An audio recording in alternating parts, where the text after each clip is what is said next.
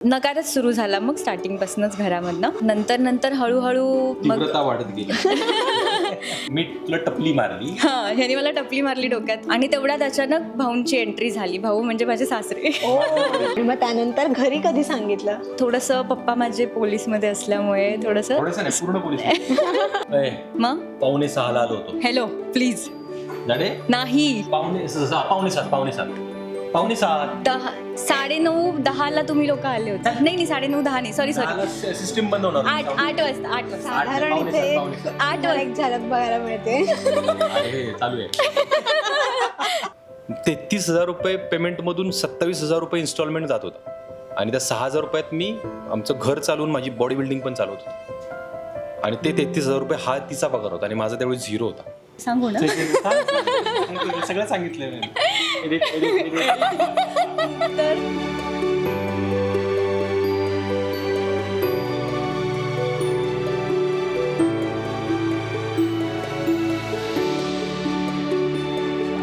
नमस्कार, मी मधुरा श्री आणि कलाकृती मिळणार तुम्हा सगळ्यांचं मनापासून स्वागत आहे. आज आहे व्हॅलेंटाईन्स डे अर्थात प्रेमाचा दिवस.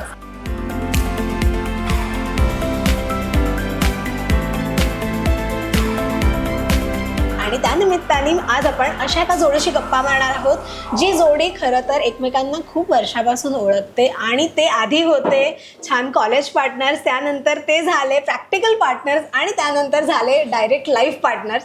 आणि ती जोडी खरं तर आहे माझी लाडकी आहे, कारण का मी त्यांची लव्ह स्टोरी आधी थोडीशी ऐकली आहे. माझ्याबरोबर आहे रोहित परशुराम आणि त्याची बायको पूजा रोहित परशुराम. कसे आहात दोघे जण आणि happy valentine's day. Happy valentine's day.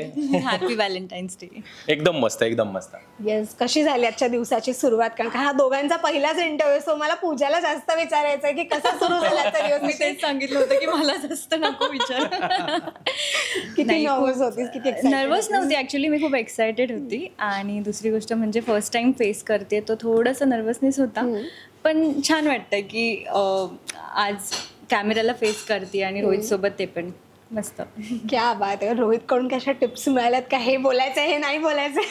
हां ते तर मिळणारच. आणि तो म्हणजे असा होता की तू जशी आहेस तशी राहा.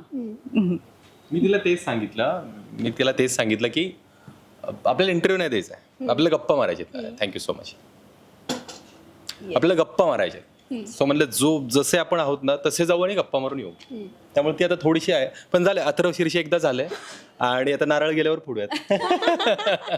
बरं, काय कसं चालू आहे सध्या रुटीन? कारण खूप महिन्यांनी भेटतोय आपण, ऑलमोस्ट रोहितची मालिका संपल्यानंतर आम्ही आज भेटतोय. आणि त्यावेळेस मी तुमच्या दोघांबद्दल ऐकलं होतं रोहित कडून, तुमची स्टोरी ऐकलेली थोडीशी, आणि आज तर मला ऐकायचीच आहे स्टोरी, पण त्याआधी थोडंसं मला ऐकायचं आहे आता सध्या काय रुटीन चालू आहे. एक खूप मोठं काम केल्यानंतर ना एक खूप मोठी जबाबदारी येते असं मला वाटतं. म्हणजे लोकांनी 3 वर्ष डोक्यावर घेतलं अक्षरशः. महाराष्ट्रातून सगळ्यांनी चांगला रिस्पॉन्स दिला.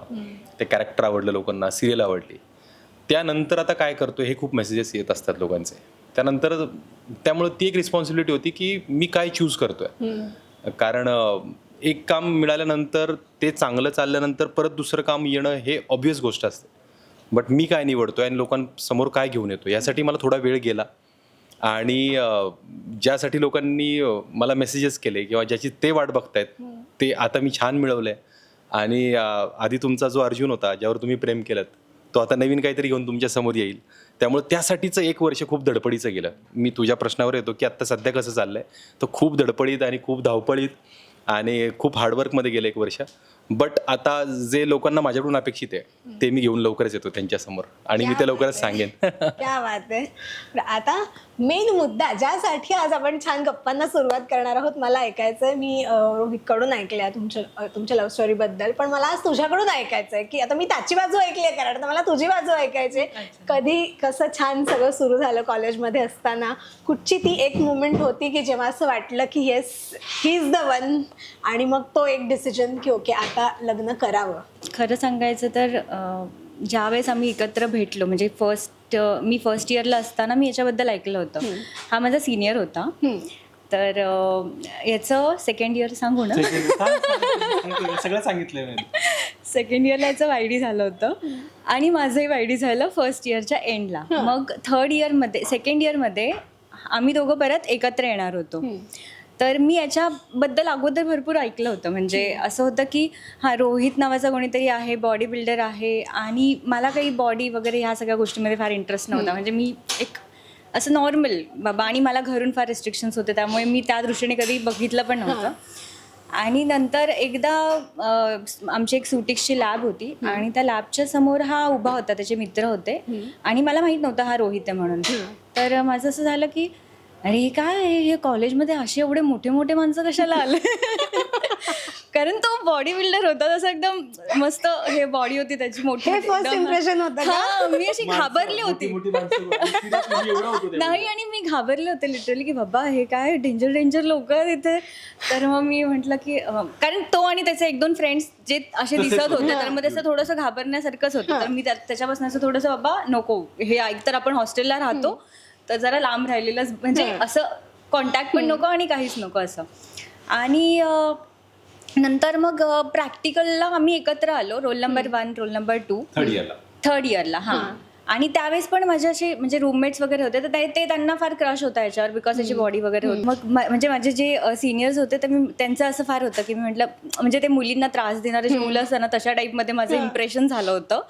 पण नंतर असं झालं की जेव्हा आम्ही एकत्र आलो फर्स्ट, जेव्हा प्रॅक्टिकल आलं, तेव्हा मला कळलं रोहित काय आहे तो. आणि तो त्याच्या अगदी विरुद्ध आहे. म्हणजे he is such a like खूप सॉफ्ट स्पोकन आणि खूप समजूतदार. म्हणजे मी एक्सपेक्टच नव्हतं केलं की हा तो जी काही पर्सनॅलिटी होती त्याची, तो असा असेल म्हणून. तर त्याच्यानंतर जेव्हा आम्ही एकत्र, आणि खूप केअरिंग होता. म्हणजे तो जेव्हा माझ्या लाईफमध्ये आला ना, त्याच्यानंतर मी एकदम अशी बिनधास्त झाले होते. म्हणजे एकदम हॉस्टेलला पण मला अशी जी भीती होती ना की अरे, एक बाहेर गावी राहिल्यानंतर थोडंसं एक भीती असते की आईवडिलांपासून लांब राहिल्यानंतर, तर ती भीती पण नव्हती मला की बाबा हा आहे ना, हा हे सगळं सांभाळेल हा.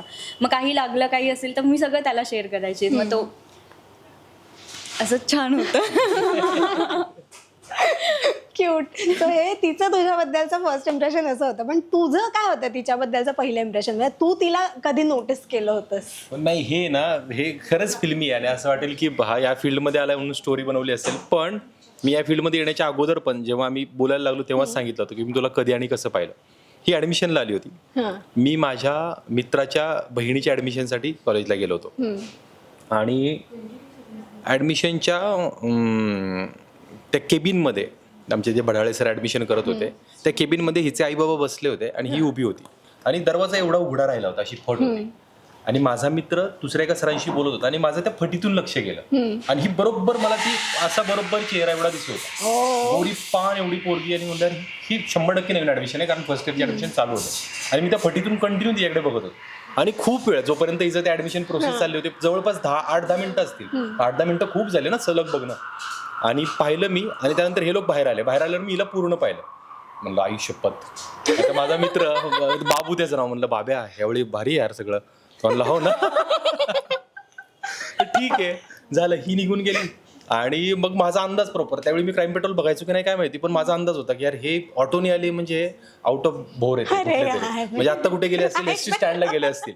मी बाबेची गाडी घेतली बुलेट, आणि एसटी स्टँडवर पोहोचलो. एसटी स्टँडवर गेलो तर म्हणलं एकतर एसटी मध्ये बसले असतील किंवा प्रायव्हेट कॅबमध्ये असतील. एसटी मध्ये बघून आलो, कुठेच नाही मिळाली.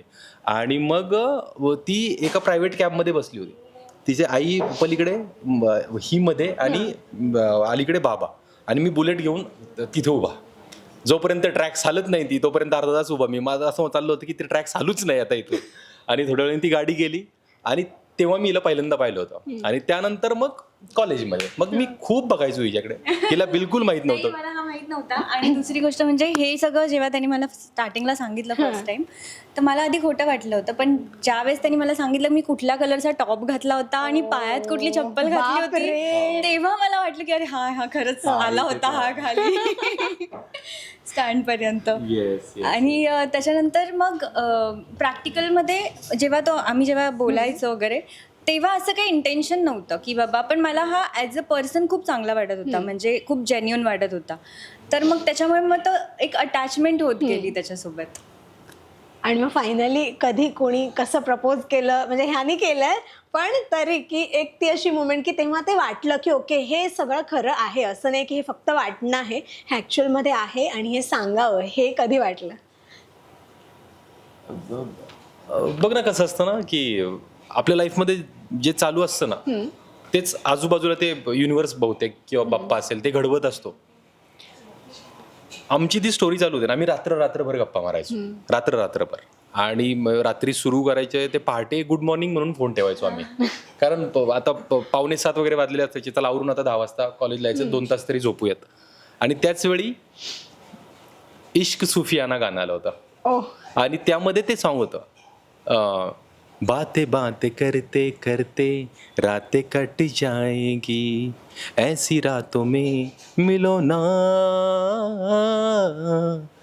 ते गाणं आमच्या स्टोरीला एवढं रिलेट होत होतं, तर ते गाणं मी गायलं होतं त्या फोनवर तिच्याशी बोलताना. आणि त्यावेळी ती शांत झाली होती तिकडे. आणि मग मी तिला एक्सप्रेस केलं होतं की यार मला हे असं जगायला आवडेल आयुष्यभर. मला असं वाटतं की हा असा कॉल माझा फक्त तुझ्याबरोबर व्हावा आयुष्यभर, तर तुला चालेल का? तर ती म्हणली की हा कॉल कटच होणे असं मला वाटतं. Low wow. असं काहीतरी ते होतं, पण ते अगदी वर्ड्स नाही आठवतात, पण ते खूप छान होतं. तो प्रपोजवाला तो मोमेंट असं नाहीये की काय आय लव्ह यू वगैरे तसं आमचे असं टिपिकल कधीच नाही झालं आमच्यामध्ये. असं नव्हतं, ते होत गेला गोष्टी. म्हणजे तो काही अशा ज्या गोष्टी असतात अशा बोलायचा की मग त्या अशा क्लिक व्हायच्या, अरे हा माझ्याबद्दल बोलतोय. तर ते फोनवरती एक मुलगी आवडते, एक मुलगी आहे. तर ते मग म्हणायचे हा का, म्हणायचे की अच्छा मग ती काय, मग ते असं थोडं तो जे काय सांगायचं ते असं माझ्याशी रिलेट व्हायचं. तर मला वाटायचं हा माझ्याबद्दल असेल का, माझ्याबद्दल आहे का. आणि मग नंतर एकदा मला म्हणे की तो एक कॉम्पिटिशन जिंकला होता बॉडी बिल्डिंगची, भोरश्री म्हणून. तर ती त्याच्यासाठी खूप इम्पॉर्टंट कॉम्पिटिशन होती. म्हणजे एवढी इम्पॉर्टंट होती की माझा फ्रेशर्स डान्स होता, म्हणजे 2nd इयरसाठी फ्रेशर्स पार्टीला डान्स करायचा होता. तर मला असं वाटलं होतं हा येईल ना, कारण आम्ही असं तेव्हा काही असं नव्हतं, पण आम्ही बोलायचो खूप. तर मला वाटलं की अरे हा येईल मस्त डान्स बघायला वगैरे. तर ही वॉज सो सिरियस की तो नाही आला. म्हणजे ती कॉम्पिटिशन होती तर तो नाही आला. मी थोडी हर्ट झाले, पण मला त्याचं नंतर कळलं की का नाही आला. आणि तर ती भोरश्री कॉम्पिटिशन नंतर तो असं होतं की मला तुला मस्तानी खायला घेऊन जायचं. भोरमध्ये एकच शॉप मस्तानी तिथे भोरमध्ये फेमस आहे मस्तानी. तर मग तो म्हणे की मला तुला मस्तानी खायला घेऊन जायचं. मी म्हटलं की हां चालेल, मी गौरीला घेऊन येते. आणि हॉस्टेलमध्ये आणि कसं अलाउड नव्हतं. भोर कसं थोडंसं छोटं गाव आहे आणि काइंड ऑफ आहे, हा प्रॉपर सिटी नाहीये. आणि लक्ष असतं मेन म्हणजे हा तिकडचा असल्यामुळे त्याला ऑलमोस्ट सगळे लोक ओळखत होते. त्यामुळे त्याच्यासाठी पण तेवढं रिस्ट्रिक्शन होतं आणि मलाही तसं हे नव्हतं. तर मग मी म्हटलं हां ठीक आहे. मग मी गौरीला, माझ्या रूममेट्सला, आम्ही सगळेजण मग मस्तानी खायला, आणि हॉस्टेलच्या मुलींना मस्तानी खायला फ्रीमध्ये मिळते म्हटल्यावर ते अजून मुली आल्या माझ्यासोबत. आणि मग तिथून मग आल्यानंतर तू असं काहीतरी बोलला होतास ना, काहीतरी मस्तानी रिलेटेड बघ. पण डायलॉग मारायचं मला पण आता आठवत नाहीये, पण छान होता त्या मुवमेंट सगळ्या, असं खूप सुंदर होतं. 2011च्या सगळ्या. आणि मला ते आता रिकॉल होतं ह्या इंटरव्ह्यूच्या निमित्ताने, भारी वाटतं एकदम. तो विंटर होता ना, तो 2011चा जो विंटर होता ना, तो मी कधीच विसरण्यासारखा नाहीये. ऑक्टोबर ते फेब्रुवारी तो खूप तो स्पेशल होता खूप. मग तो खूप काही देऊन गेला. मग त्याच वेळी मी कॉम्पिटिशन पण जिंकलो. म्हणजे कॉम्पिटिशन जिंकल्यानंतर मी तिला 15-20 दिवसानंतर मग मी त्याला ते प्रपोजवाला ते हे झालं 20 नोव्हेंबर 2011. 4 नोव्हेंबरला कॉम्पिटिशन जिंकलो आणि 20 नोव्हेंबरला यवतमाळचा महाराष्ट्र श्रीसाठी माझं सिलेक्शन झालं होतं. आणि मी त्या ट्रॅव्हल बसमध्ये ट्रॅव्हल करत होतो 20 तारखेच्या रात्री, आणि 21 तारखेला यवतमाळला कॉम्पिटिशन होती महाराष्ट्र श्री.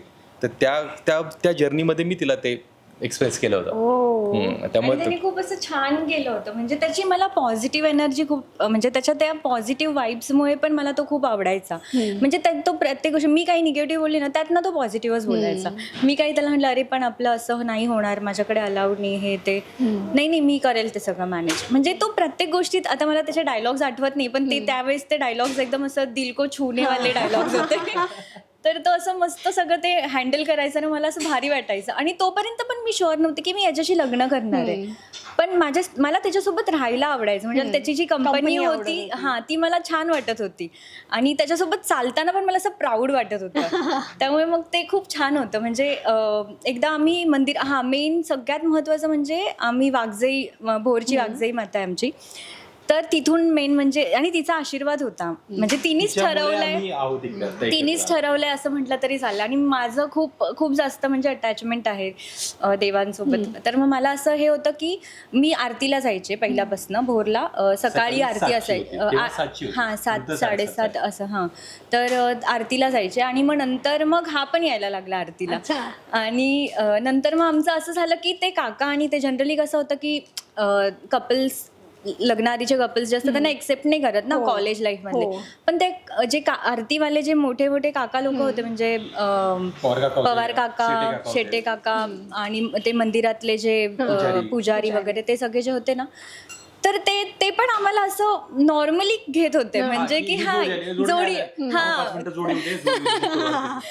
वयोवृद्ध 60 प्लस होते ते, जे वर्षांपासून वाघजाई मातेची सकाळची पहाटेची आरती करायची. त्यात आम्ही दोघे होतो. पण त्यांनी तेव्हाच ते काय त्यांचा पण तो आशीर्वाद होता ऍक्च्युली. ते आता पण गेल्यावरती त्यांना खूप छान वाटतं आणि आम्हालाही त्यांना भेटल्यावर खूप मस्त वाटतं. त्यातले काही मेंबर नाही येत आता, अनफॉर्च्युनेटली त्यांची आठवण निघते. शेटे काका गेले ना, शेटे काका, ते तेव्हाच वयोवृद्ध होते खूप. सो मग ते वाघजाई मातेने आम्हाला आणलं इथपर्यंत. हा, देवीचा खूप मोठा हात आहे. आणि मग त्यानंतर घरी कधी सांगितलं? घरच्यांच्या काय रिॲक्शन्स होत्या की अंदाज होता थोडाफार घरी? नाही, माझ्या घरी बिलकुल अंदाज नव्हता. यांनी सांगितलं होतं. आणि याच्या घरी म्हणजे ॲक्च्युली कसं झालं की आम्ही माझे रूममेट्स आणि त्यांना म्हणजे रूममध्ये वगैरे सगळ्यांना माहीत होतं, माझे जे रूममेट्स होते हॉस्टेलमधले त्यांना माहीत होतं. मग ते सगळे याला रोहित दादा म्हणायचे आणि सगळ्यांना असं वेल नोन होतं. तर आम्ही पुण्याला निघालो होतो, घरी जायचं असायचं. तर पुण्याला निघालो होतो आणि पुण्याला जाताना हा ड्रॉप करायला आला बसमध्ये. आणि भोरच्या एस टी स्टँडवरती हा ड्रॉप करायला आला आम्हाला, बाय बाय वगैरे. आम्ही सगळी अशी मस्ती चालली होती. त्या मुली पण चालल्या होत्या त्यांच्या घरी, सगळे पुण्यापर्यंत जाणार होते बसमध्ये आणि तिथून मग सगळे सेपरेट होणार होते, म्हणून मग आम्ही एकत्र निघालो. आणि नेमकी हा बसला होता आणि आमची चालली होती असं, ते लोक चिडवी करत होते कुठे काय असं चाललं होतं. आणि अचानक मी तुला टपली मारली, ह्यानी मला टपली मारली डोक्यात, असं काहीतरी हसत. आणि तेवढ्यात अचानक भाऊंची एंट्री झाली. भाऊ म्हणजे माझे सासरे. त्याच बसमध्ये. तर ड्रायव्हर येईपर्यंत आम्ही वाट बघत होतो. आपली मस्ती चालली होती. मीला अशी टपली मारली आणि सहज पुढे बघितलं माझ्या वडील तिथं. आणि त्यांनी असं बघितलं आणि तिच्याकडे बघितलं, माझ्याकडे बघितलं आणि ते कंडक्टरच्या शेजारच्या सीटवर तिकडेच पुढे बसून घेतलं त्यांनी. ते आतमध्ये आलेच नाहीत. आणि हिला मी म्हणलं आता नाही मार खाणार, संध्याकाळी खाईन बहुतेक, पण मी निघतो आता इथून. 2 मिनिटात मी तिकडून निघालो. त्यांना जाताना शेजारून म्हणलं भाऊ येतो, काही बोलले नाही ते. आणि मग घरी आलो आणि मग रात्री भाऊ आले पुण्यावरून. रात्री आले की मी शांत होतो घरामध्ये, जेवणाच्या वेळी पण शांत, सगळं की मग बेडरूममध्ये गेले ते आणि म्हणले बाळा आतमध्ये, मला बाळा म्हणायचे. मग गेलो. मला वाटलं आता मारणार तर नाहीत कारण मी लाडका होतो तसा, बट म्हणलं की ओरडतील किंवा काय आहे असं काय वगैरे. तर मला म्हणले की कोण होती मुलगी ती? म्हणलं भाऊ काय नाही, मैत्रीण होती म्हणलं, वर्गात येते. आणि ते चालली होती पुण्याला, ते सगळेजण ग्रुप चालला होतो, मी आपलं सोडायला गेलो होतो फक्त. आता म्हणले अरे मी बाप आहे तुझा. म्हणलं हा माहिती आहे म्हणलं. म्हणजे माहिती नाही, एकच सांगतो म्हणले, घरात सून आली पाहिजे तर तीच आली पाहिजे. त्यांना तिचं नाव माहित नाही, काही माहित नाही. त्यांनी कसं ओळखलं होतं की मी आधी फोनवर टेरेसवर बोलायचो रात्र, ते त्यांना माहिती होतं का काय कसं काय, पण त्यांचं हेच वाक्य होतं, घरात सून हीच आली पाहिजे. मी एवढा रडलो होतो आणि म्हणले काळजी करू नको, तुझ्या आईला नाही सांगणार मी, आपण नंतर सांगू, पण आत्ता काय सांगू नको तू पण. आई थोडी स्ट्रिक्ट ॲज कम्पेअर टू भाऊ. आणि मला एवढं भारी वाटलं होतं की मला असं वाटलं की झालं, म्हणजे ह्यापैकी बाप माझ्याबरोबर आहे, आता मी आता नाही घाबरत, हे माझं असं सांगणं होतं घरामध्ये. आणि हिचं तर काय ते भारीच होतं. माझ्याकडे ॲक्च्युली लव्ह मॅरेज करणारी मी फर्स्ट होते घरामधनं. हां, म्हणजे माझ्या मावस बहिणींचे झाले होते पण पप्पांच्या साईडने मी फर्स्ट होते. तर मग थोडंसं पप्पा माझे पोलीसमध्ये असल्यामुळे थोडंसं स्ट्रिक्ट वातावरण होतं घरामध्ये. आणि त्यामुळे मग थोडं घरी मी सांगितलं, म्हणजे मी नुकतीच जॉबला लागले होते आणि रोहितबद्दल सांगितलं, पण त्यांच्यासाठी अगदीच नवीन होतं ना सगळं. आणि त्यांना पण एक काळजीपोटी असं त्यांचं होतं की बाबा कोण असेल, कुठला असेल. आणि मी अगदी नाशिक साईडची, तो भोर साईडच्या, आणि तिथे आमचे कोणीच नातेवाईक नाही, म्हणजे ते त्यांच्या दृष्टीने ते विचार करत होते. तर थोडंसं नकारच सुरू झाला मग स्टार्टिंगपासूनच घरामधनं. आणि नंतर हळूहळू मग वाढत गेली. हां, आणि पप्पांचं थोडंसं होतं की बाबा जोपर्यंत याला भेटले नाही तोपर्यंत पप्पा काही तयार नव्हते. आणि नंतर मग जेव्हा तो एकदा भेटला त्यांना, आणि त्यानंतर मग ते पॉझिटिव्हमध्ये कन्वर्ट झालं. म्हणजे कन्व्हिन्स करावं लागलं की भरपूर भरपूर असं कन्व्हिन्स लागलं? करावं लागलं. तिच्या बाजूने तर खूपच. हां, जवळजवळ 6 महिने तरी गेले असतील त्या गोष्टीला. बापरे. आणि मी एकदा काय झालं, ती म्हणाली की खूप रागवलेत पप्पा आणि ते लग्नाचं वगैरे घरात चाललंय, मी तुझ्याबद्दल सांगितलंय आणि ते बोलतच नाहीत माझ्याशी आता खूप दिवस झाले, तर काय करायचं, तू येतोस का? तर म्हणलं ठीक आहे मी येतो. तेव्हा मी ऐरोलीमध्ये जॉबला होतो आणि ही ठाण्यात. तर मी नुकताच ऑफिसवरून आलो होतो आणि तेव्हा बॉडी बिल्डिंग पण चालू होती माझी, त्यामुळे बॉडी खूप चांगली होती मस्त. हिला म्हणलं मी येतो. आता म्हणलं काय, पप्पा म्हणजे 55-60 वर्ष असणार, ते किती मारतील मारून मारून. म्हणलं मला काय लागणार नाही कारण आता बॉडी बरी आहे माझी. त्यांनी ठीक आहे आणि मग गेलो मी आणि तेव्हा त्यांना भेटलो. पण त्यांनी खूप चांगलं ट्रीट केलं. म्हणजे पहिल्याच दिवशी मला भेंडी खाऊ घातली आणि मी डाएट वगैरे मस्त अंडी खाऊन आलो होतो आणि स्ट्रिक्ट डाएटवर होतो. गेलो की गप्पा वगैरे मारून झाले की चहा. आता चहा हिच्यावरती म्हणलं आजची गोष्ट असं केलं. मग चहा घेतला मी. थांब आता जेवणात जा. नाही नको जेवून जा. बरं ठीक आहे. मग भेंडी चपात्या 2-3 खाल्ल्या मी, कारण खूप खूप महिने चपाती खाल्ली नव्हती. म्हणलं आता हा बघण्याचा कार्यक्रमच समजू आपणच हा. भेंडी चपाती कांदा लिंबू. पण झालं ते तो दिवस मी धडधड होत होती, काय होते बट इट वॉज नाईस. हळूहळू झालं कन्व्हिन्स. मग पण खूप छान लग्न लावून दिलं. मग त्यांनी माझं 2 दिवस लग्न चाललं नाशिकला. धनदाई लॉन्स आणि हळदीला मी वेळेच्या खूप आधी पोचलो. काही नाही हां. हळदीचा तर मी त्याला अजूनही सांगते. म्हणजे हळदीला असं झालं होतं की आमच्याकडे ना नाशिकला हळद फार मस्त असते आणि फुल डान्स वान्स असतो. आणि माझं लहानपणापासून स्वप्न होतं की माझी हळद अशी होणार आहे आणि मी मस्त डान्स करणार आहे. मला डान्स करायला आवडतं. तर मी असं normal Ganpati dance kind of.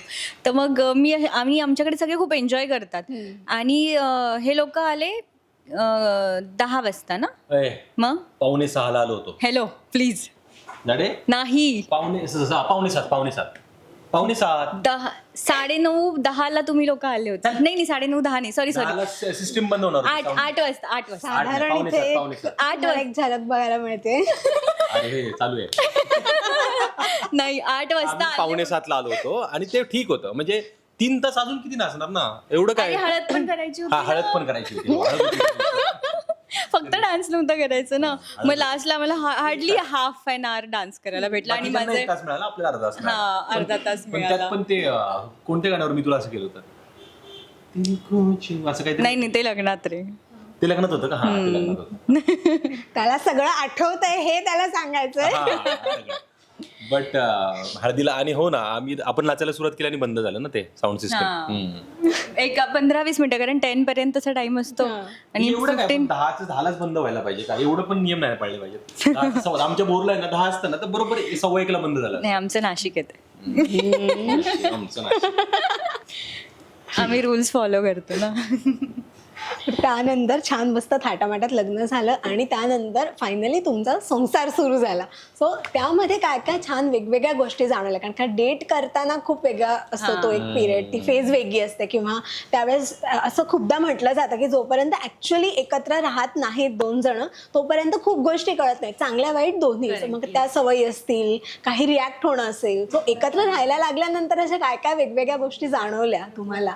कारण कसं होतं की जेव्हा आपण गर्लफ्रेंड बॉयफ्रेंड असतो तेव्हा आपल्याला सगळे चांगल्याच गोष्टी माहीत असतात आणि नंतर मग लग्न झाल्यानंतर मला कळलं हा खूप पसारा घालतो घरामध्ये आणि जे नॉर्मली जे सगळ्या कपल्सच्या कंप्लेंट्स असतात तसंच सेम.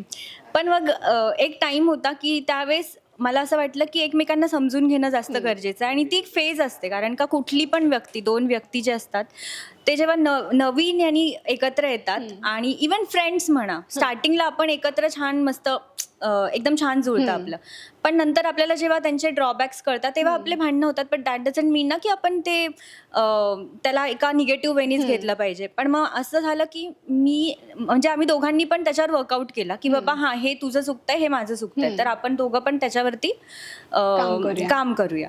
आणि नंतर आणि ते मला याचं आवडलं की त्याचं असं हे नव्हतं की नाही मी नाही करणार नाही असं, म्हणजे असं नव्हतं की त्याला पण तो पण माझ्या त्या गोष्टींना रिस्पेक्ट करायचा की हां बाबा आपला संसार आहे तर आपल्याला ह्या गोष्टी चेंज केल्या पाहिजे. पाहिजे. आणि तो लग्नानंतर खूप जास्त चेंज झाला. म्हणजे जनरली मुलं थोडेसे लाडके असतात आणि मग त्यांना घरी थोडंसं तसं ते एक पॅम्परिंगवालं एन्व्हायरमेंट असतं आणि त्यात त्यांची पण काही चूक नसते. पण मग आपल्याला कसं आपल्याला ती लहानपणापासून मुलींना ती सवय असते की बाबा सगळं हे करा, नीट करा. त्यामुळे मग त्याच्याकडनं पण मग तशा एक्सपेक्टेशन्स झाल्या आणि त्यांनी ते एक्सेप्ट पण केलं आणि त्यांनी पण छान म्हणजे रिस्पॉन्ड करून सगळं व्यवस्थित करण्याचा प्रयत्न केला.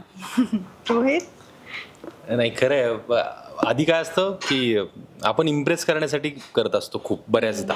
म्हणजे ज्यावेळी रिलेशनमध्ये असतो ना आपण की तिला काय छान वाटेल, चला ते करूयात, मग हे नको असं नको करायला, तिला नाही चांगलं वाटतं हे.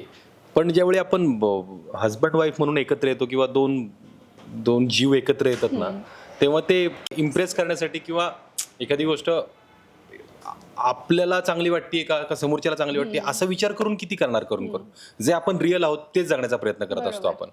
आणि मग तिथं खटके उडायला सुरुवात होते. अशा ठिकाणी ते पसारा हे फक्त एक होतं. अजून बऱ्याचशा गोष्टी होत्या ज्या मी जगत आलो होतो पण ते तिच्यासमोर पोर्ट्रे केल्या नव्हत्या कधी, कारण तिला भेटायचंच किती अर्धा एक तास. त्यात तिला मी छानच दिसायचो जो दिसायचो, पण जो मी होतो तो नंतर जाणवायला लागल्यावर मग आम्हाला कळलं की नाही यार, काही गोष्टी त्या बदलल्या पाहिजेत.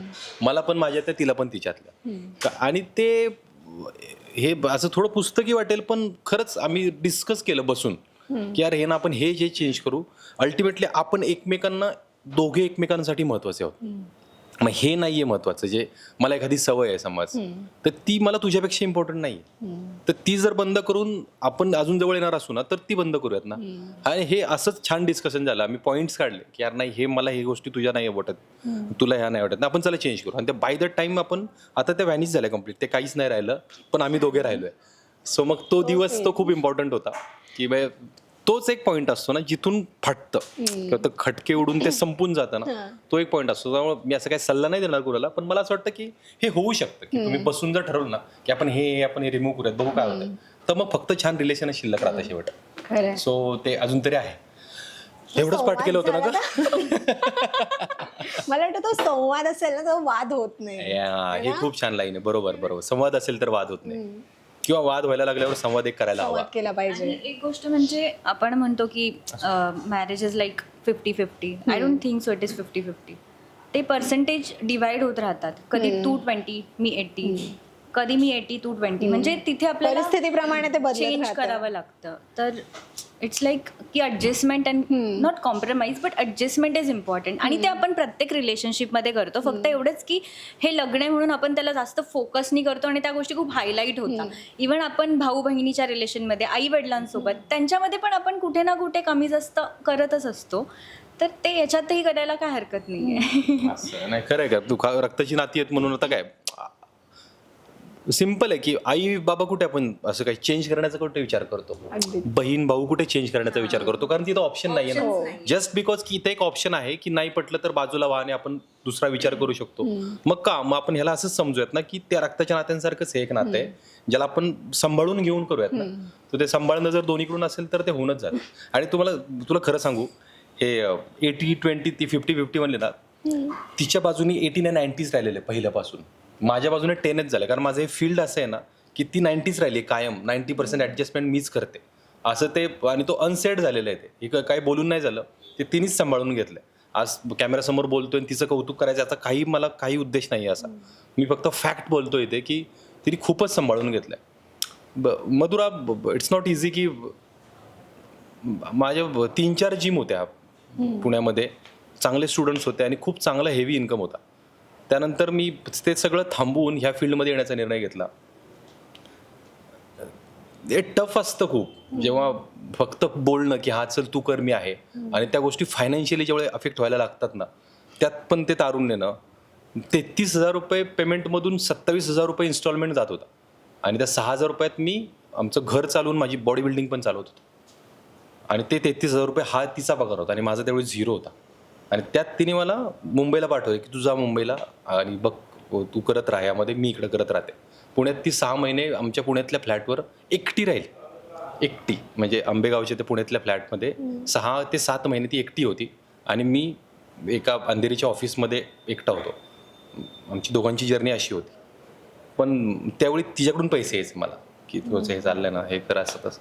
सो ती 90% तिच्या बाजूनेच कायमस्वरूपी राहिलेलं आहे. 10% मग मी काय माझ्या बाजूने केलं असेल तिच्यासाठी तर ते. सो हे रिलेशन दोन्ही बाजूने टिकलंय हे आपण म्हणू शकतो, पण तिच्यासाठी खूप इझी होतं हे थांबवणं सगळं. म्हणजे तिने जर एका मनात एक विचार आणला असता तर ती म्हणली असते की नाही यार हे एवढं नाही होऊ शकत माझ्याकडून, मग ती नाही म्हणली कधी. पण आता इथून पुढे नाही मी म्हणून देणार तिला, कारण आता नाही, आता ते झालं सगळं. आता बाप्पाने बरोबर जे काय करायचं ते केलं आणि आता तर गुंड्या पण आहे. आणि माझा पुढचा तोच होता प्रश्न की त्या लग्न झालं सगळं सुरू झालं, पण ती एक अशी कोणतीतरी एक मुवमेंट असते ना की तेव्हा ते आपल्याला जाणवतं की बापरे आपण काय काय सगळं करत करत आपण इथपर्यंत आलोय. सो मला हेच ऐकायचं होतं तुमच्याकडून की त्या पिरियडमध्ये, कारण चांगल्या काळामध्ये सगळेच जण एकमेकांच्या बरोबर असतात, पण जसं मित्रांच्या बाबतीत आपण म्हणतो की वाईट परिस्थितीमध्ये जेव्हा ते मित्र आपल्या बरोबर असतात ते खरे मित्र, सो हे पार्टनरच्या बाबतीमध्ये सुद्धा तितकंच लागू होतं की एखादा कठीण काळ चालू आहे, आपण स्ट्रगल करतोय, त्यावेळेस ती जी साथ मिळते ना ती खूप महत्त्वाची असते. आणि तेच आत्ता त्यांनी सांगितलं. सो मला तुझ्याकडून पण ऐकायचं आहे की त्यावेळेस तू कोणकोणत्या म्हणजे मेंटली तू कोणत्या कोणत्या गोष्टींमधून तेव्हा जात होतीस? मी खरं सांगू का, म्हणजे मी ब्लेस्ड आहे की मला खूप चांगले सासू सासरे भेटलेत.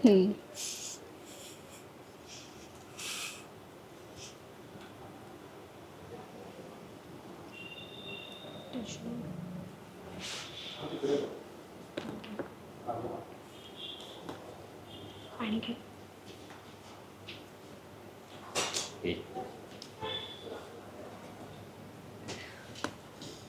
दे त्याचं.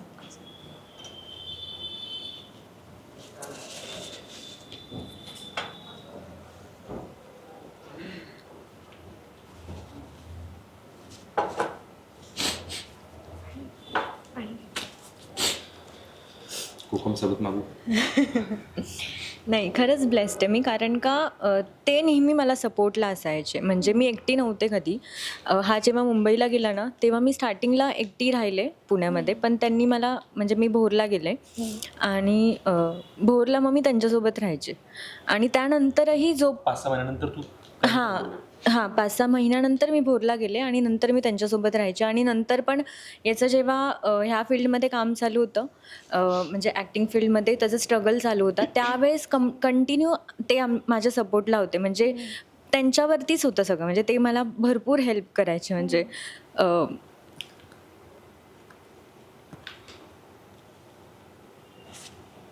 मला वाटतं तुला खरंच बोलायची काहीच गरज नाही, कारण का तुझे एक्सप्रेशन आणि तुझ्या डोळ्यातलं पाणीच सगळं सांगून जात आहे. आणि मला वाटतं आई वडील आणि सासू सासरे ह्या ना 4 व्यक्ती अशा असतात आयुष्यात की त्यांच्या पाठिंब्याशिवाय काहीच होऊ नाही शकत. म्हणजे आपण कितीही म्हटलं की मित्रमैत्रिणी आहेत, नातेवाईक आहेत, पण ह्या 4 व्यक्ती म्हणजे आधी तर आपले आई वडील आणि लग्नानंतर सासू सासरे, हे जर का आपल्या पाठीशी असतील खंबीरपणे तर आपल्याला काहीच कसलंच टेन्शन नसतं. आणि मला वाटतं तुमच्या जोडीने हे खूप छानपणे दाखवून दिलं आहे. आणि खरं सांगते तुला नाही बोललं ते तू नाही बोललीस तरी चालेल, कारण का तुझी ते एक्सप्रेशन्स ते सगळं खूप काही सांगून जातं आहे की काय काय सगळं तुम्ही किती छान पद्धतीने एकत्र केलं आणि किती छान सपोर्ट मिळाला आहे तुम्हाला त्यांचा. आणि त्यानंतर झाला रुहीचा जन्म. तो मला वाटतं त्या भोरलाच झालं आणि एकदम मस्त छान झालं. म्हणजे खूप सुंदर. मी म्हणाले ना वाघजाई मातेची कृपा होती माझ्यावरती, तर तिने मला भोरला बोलून घेतलं आणि तिने तिच्या पद्धतीने करून घेतलं माझं बाळणपण. तर ते माझ्यासाठी खूप स्पेशल मुवमेंट होती. म्हणजे मला एक्सपेक्टेड नव्हतं की इतक्या सुंदर पद्धतीने होईल आणि खूप छान झालं माझं तिकडे. म्हणजे सासरी झालं पण खूप छान झालं सगळं. किती छान. आई बाबा झाल्यानंतरचं अजून एक वेगळं नातं तुमच्यामध्ये, ती एक आता वेगळी फेज की आधी म्हणजे गर्लफ्रेंड बॉयफ्रेंड, त्याच्यानंतर मग पार्टनर झालात, लग्न झालं आणि मग आता आई वडील म्हणून ती एक वेगळी ओळख. ते एकमेकांना एक वेगळं ओळखणं कसं होतं तुमचं? आई म्हणून पूजाचा रोल आणि बाबा म्हणून रोहितचा रोल. मी माझं सांगतो, असं मी ऐकलं होतं आणि कोणीतरी म्हणायला पण होतं मला की बघ आता तुला आहे ना ती पूजा बघायला मिळेल जी आजपर्यंत कधी बघितली नसेल. मी म्हणलं असं थोडी असतं. म्हणजे मी खूप चांगलं ओळखतो आता तिला, जवळपास 12 वर्ष, 2023ला रुईचा जन्म झाला, तर 12-13 वर्षांपासून ओळखतोय. मला माहिती आहे पूजा काय. बट ते खरं होतं. त्यानंतर मला ती आई म्हणून जी दिसली ना ती मला आजपर्यंत कधी दिसली नव्हती. म्हणजे खरंच त्या गोष्टी मी डिफरन्शिएट करू शकतो की एक फ्रेंड कशी होती ती, एक वाईफ कशी होती आणि आई म्हणून, तर ते एक वेगळंच होतं. ते आई पण येतच, ते बाळ घेऊन येतं मला असं वाटतं. आणि पूजामध्ये ते चेंजेस पाहिले मी, म्हणजे बट ऑब्वियस की माझ्याकडे दुर्लक्ष असं कधी झालं नाही की आता रुई आली आहे तर मग रुई रुई रुई असं काही नाही. तिने माझ्याकडे पण तेवढंच लक्ष दिलं एक आई म्हणून पण. सगळ्या गोष्टी मी तिला जवळून करताना बघतो आणि मला थोडं एक ह्या गोष्टीचं थोडं एक गिल्ट आहे की मी तिच्याजवळ तेवढं नाही थांबू शकलो बिकॉज मी माझ्या कामामध्ये खूप जास्त बिझी होतो. बट मी साताऱ्याला आणि ती भोरला, ते रात्रभर जागणं म्हणा किंवा ते सगळ्या गोष्टी असतील तिने एकटीने त्या ज्या पद्धतीने हँडल केले ना. सो मला असं वाटतं की तिथं मी अजून असतो ना तर मी अजून काहीतरी तिला म्हणलं असतो तू झोप, आजची रात्र मी जागून काढतो बघू काय होईल. पण ते मला नाही कधी करता आलं, पण तिने ते खूप छान पद्धतीने केलं. मी तो चेंज पाहिला. मी आधीची पूजा आणि नंतरची पूजा मी बघितली आणि आधी मी खूप मार खायचो, आता रुई पण खाते थोडा थोडा.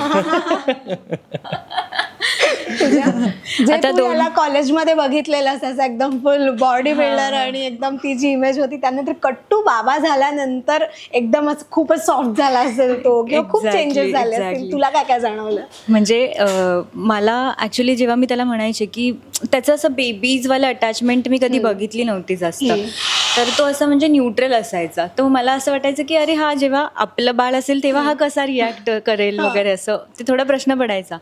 पण तो ज्या पद्धतीने आता सगळं मॅनेज करतोय रुईसोबत जे त्याचं असं रिलेशन आहे ते मला खूप आवडतं. आणि त्या दोघांचं ते जे चालू असतं ना डॅडा रुई गुंड्या ते असं जे चालू असतं ते मला असं बघायला मजा येते जाम. आणि ती पण त्याची मस्त वाट बघत असते, तिला पण त्याच्याशी खूप छान अटॅचमेंट झाली, तर ते असं मस्त वाटतं दोघांचं पण.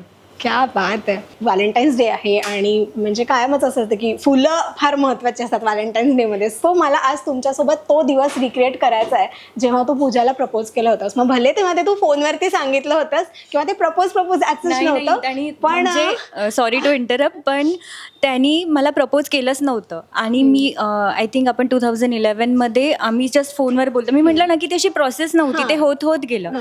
आणि एकदा असं झालं मी त्याला नेहमी बोलायचे अरे तू मला प्रपोजच केलं नाही, पूजाची ही इच्छा पूर्ण करून टाकूया. तेच मला सांगायचंय, तर प्रपोजच केलं नाहीये. तर असं झालं होतं की त्यांनी ते डोक्यात ठेवलं होतं की मला हिला प्रपोज करायचंय. आणि त्यांनी काय केलं होतं मॉलमध्ये ठाण्यामध्ये नाही विविया नाही सॉरी विक्रोळीला आर मॉल, आर मॉल आहे विक्रोळीला, आय थिंक माझं ऑफिस होतं तिथे. तर त्यांनी माझ्या सगळ्या कलिग्स माझे जे फ्रेंड्स आहेत त्यांना कॉन्टॅक्ट केला होता आणि माझे फ्रेंड्स म्हणले अरे चल तेको कुछ दिखाना है मेरे को. माझी मैत्रिणी मला तुला कोणाला तरी भेटवायचं असं तसं. तर मी म्हटलं हां का, तर मला वाटलं असेल कोणीतरी. तर आम्ही सगळा आमचा जो ग्रुप आहे कॉलेजचा तो याला ओळखत होता. ऑफिसचा ग्रुप आहे तो ह्याला ओळखत होता. तर मग ह्यांनी सगळ्यांना फेसबुक थ्रू वगैरे कॉन्टॅक्ट केला आणि त्याच्यानंतर मग ते सगळे मला घेऊन गेले. आणि नंतर हा तिकडे मॉलमध्ये आला आणि प्रोटीनचा डब्बा घेऊन मग त्यांनी प्रपोज केला होता. तर मी पुण्याला होतो, माझी जिम सुरू होती आणि ती मुंबईला जॉबला होती. 2014ची गोष्ट आहे, 14. हा. आणि तो ऍक्टिंग फील्ड मध्ये नव्हता तेव्हा, तो बॉडी बिल्डर होता तो. आणि मग तेव्हा मी प्रोटीनचा डब्बा घेऊन आलो होतो. आणि ते फूड कोर्ट असतं तिथे तो अगदी प्रॉपर फूड कोर्ट मध्ये त्यांनी मस्त असं प्रपोज केला होता. हो माझ्याकडे आज प्रोटीनचा डब्बा नाही, आज ऍक्च्युअल मध्ये फ्लावर्स आहेत. थँक्यू. असं वाला प्रपोज हे कलाकृती मीडिया थ्रूच होणार आहे माझं फुलवालं. एक मिनिट मीच का प्रपोज करायचं? हे कुठं लिहून ठेवलंय की मी युनिव्हर्सल का? युनिव्हर्सल रूल आहे. मग आता काय प्रपोज करायचंय? आता काय पूजा म्हणून प्रपोज करू की रुईची आई म्हणून करू प्रपोज? आता तू ठरव. म्हणजे रुई मला वाटतं तुमच्या आयुष्यातला अविभाज्य भाग आहे. त्याच्यामुळे मला वाटतं आता तेव्हाचे तुम्ही दोघंच होतात, आता ती आले म्हटल्यावर मला वाटतं तिचा उल्लेख व्हायला पाहिजे ना याच्यामध्ये. टेन्शन आलंय त्याला. टेन्शन नाही, काल तरी सांगायचं ना, तर काहीतरी प्रिपेअर करून आलो असतो.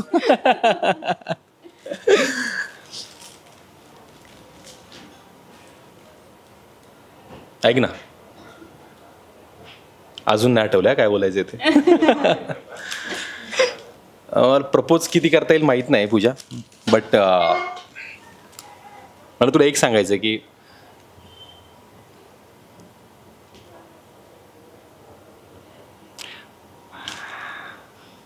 स्क्रिप्ट पाठ करून बोलणं सोपं असतं.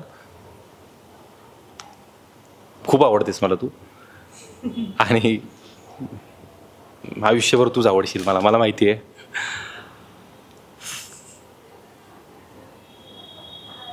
बोलती बंद ह्यालाच म्हणतात बहुतेक.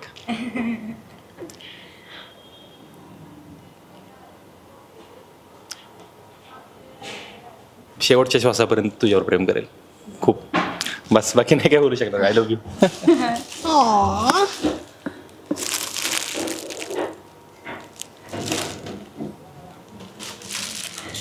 ती गोड, मला वाटतं ह्याच्यापेक्षा गोड शेवट असू नाही शकत ह्या गप्पांचा.